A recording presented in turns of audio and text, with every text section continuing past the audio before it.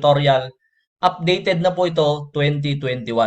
Alright, so kung nakikita nyo guys yung previous na video ko about Binance, it was 2019. So may mga itinuro ako doon na hindi maganda ngayon or hindi na effective ngayon. Kaya guys, updated na po yung ating tutorial ngayon. Okay, so kung gusto mong malaman, so itong video na to, ito po ay full step-by-step tutorial para sa mga beginners at para din sa mga beginners na may mga hindi pa naiintindihan sa platform. So itong video na to guys ay para po sa inyo. So make sure na panoorin mo yung video na to until the end.